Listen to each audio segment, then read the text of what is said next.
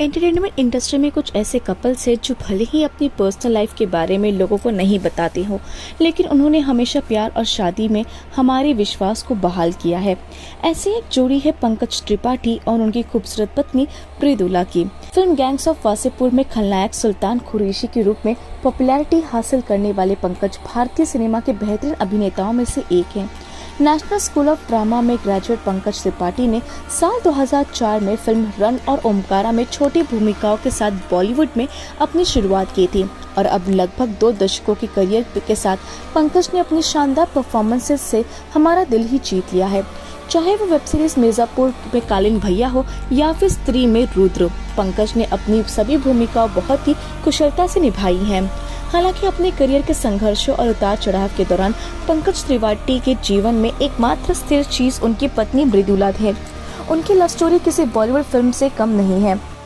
तो आइए बिना किसी देरी के आपको बताते हैं इसके बारे में।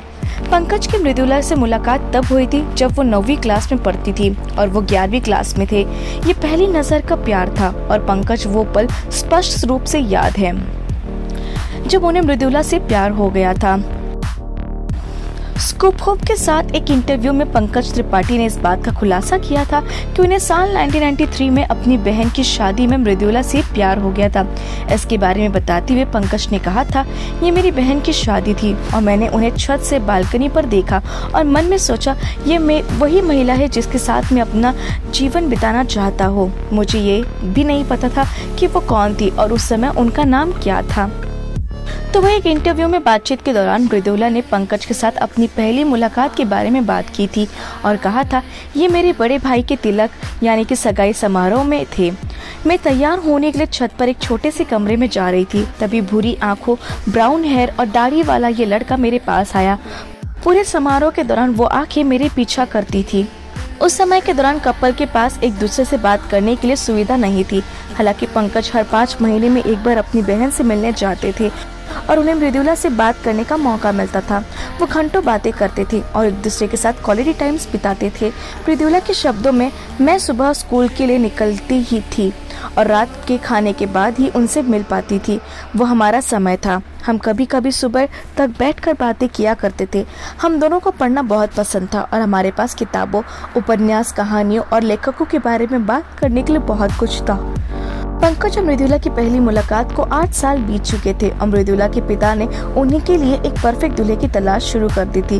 वो पंकज ही थे जो मृदुला के भाई के साथ दूल्हे से मिलने गए थे। जब पंकज वापस आए तो उन्होंने मृदुला से कहा कि ये उनके लिए एकदम परफेक्ट पार्टनर है क्योंकि वो एक खुश और संतुष्ट जीवन जिएंगे।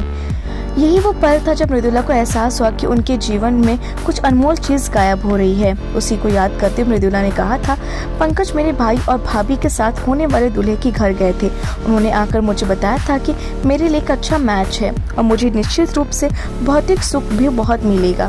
तब मैं इतनी हिंदी नहीं जानती थी और मैंने पूछा कि इसका क्या मतलब, तो उन्होंने कहा भौतिक सुख। मुझे लगा कि कोई बहुत बड़ी कीमती चीज खो रही हो। उस दौरान पंकज त्रिपाठी ने नेशनल स्कूल ऑफ ड्रामा में अपने एडमिशन ले लिया था और मृदुला ने मैरिज प्रपोजल को कैंसिल करने का प्लान बना लिया था। मैरिज प्रपोजल कैंसिल करने के बाद मृदुला ने पंकज को ये बात बतानी चाहिए, लेकिन उस समय वो काफी मुश्किल था क्योंकि पंकज दिल्ली में थे और वो कोलकाता में थी। फिर महीनों के इंतजार के बाद पंकज ने मृदुला के बर्थडे से एक दिन पहले यानी कि 24 दिसंबर को उनके परिवार को फोन किया। उन्होंने परिवार के हर सदस्य से बात की और मृदुला को शुभकामनाएं भी दी। जब पंकज त्रिपाठी और मृदुला प्यार में थे तो डेटिंग और लॉन्ग डिस्टेंस रिलेशनशिप अनसुनी चीजें थी। मीलों दूर रहने के बाद भी दोनों 10 दिनों में एक बार लव लेटर और रात 8 बजे तय किए गए फोन कॉल के माध्यम से अपने प्यार को जीवित रखने में कामयाब रहे।